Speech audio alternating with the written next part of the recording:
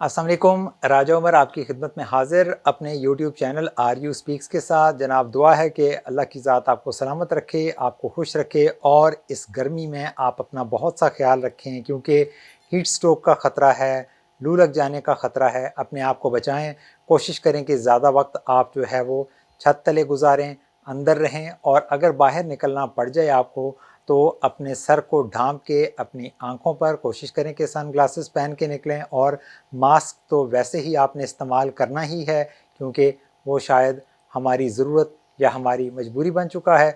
तो जनाब अपने आप का बहुत सा ख्याल रखें, क्योंकि मैं ज़ाती तौर पर समझता हूँ कि अल्लाह की तरफ से जो सबसे बड़ी हमारे ऊपर ज़िम्मेदारी और अमानत हमें सौंपी गई है वो हमारी ज़िंदगी है। यानी इस ज़िंदगी की हिफाजत करना हम पर सबसे बड़ा फ़र्ज़ है। बाकी ज़िंदगी की बातें, बाकी ज़िंदगी के मामलात सारे के सारे उसके बाद के हैं।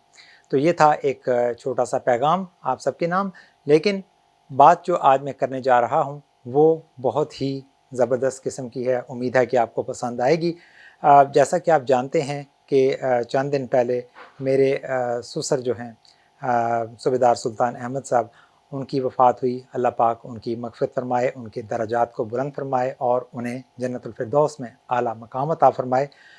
उनकी नमाज जनाज़ा अदा करने के लिए हम सफ़ें बना चुके थे, और नमाज जनाज़ा पढ़ने के बाद जो आलिम साहब वहाँ पर तशरीफ़ लाए हुए थे वो पाकिस्तान एटॉमिक एनर्जी कमीशन के चीफ़ इंजीनियर हैं और बहुत ही बड़े स्कॉलर भी हैं, बहुत बड़े साइंटिस्ट भी हैं। तो उन्होंने नमाज जनाज़ा पढ़ाई।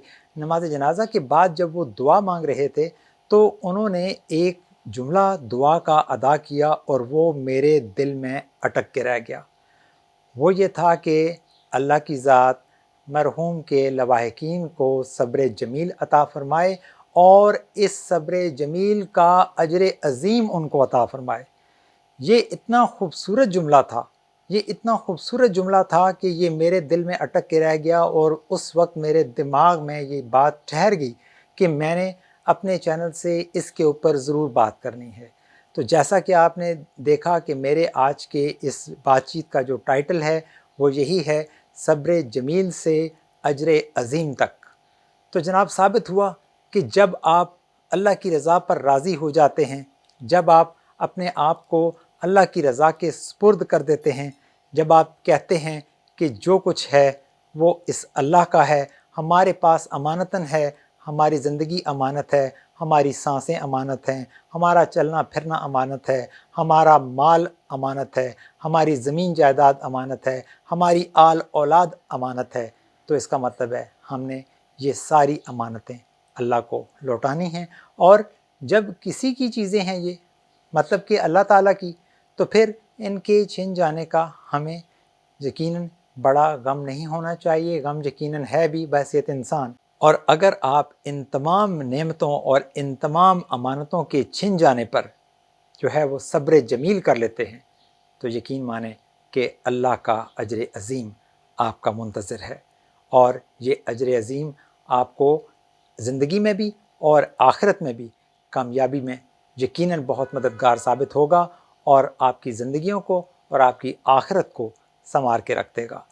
तो कोशिश करें कि जब भी अल्लाह की कोई नेमत आपके पास मौजूद हो तो अल्लाह का शुक्र अदा करें। अगर अल्लाह की वो नेमत आपसे छिन जाए तो इसको अल्लाह की चीज़ समझते हुए अल्लाह के सुपुर्द कर दें और उस पर सब्र जमील करें और अल्लाह के अजर अज़ीम का इंतज़ार करें। यकीनन वो बेनियाज़ ज़ात है, वो बहुत अज़ीम ज़ात है, वो किसी को दुख और तकलीफ़ में नहीं देखना चाहती। यकीन माने कि वो आपको ज़रूर अजर अज़ीम अता फ़रमाएंगे, और यही आपकी ज़िंदगी की और आपकी जो आखिरत की कामयाबी है उसका यही राज होगा। ये था हमारा आज का पैगाम आपके नाम। मेरे चैनल आर यू स्पीक्स को देखते रहिएगा। आप सबको अल्लाह सलामत रखे।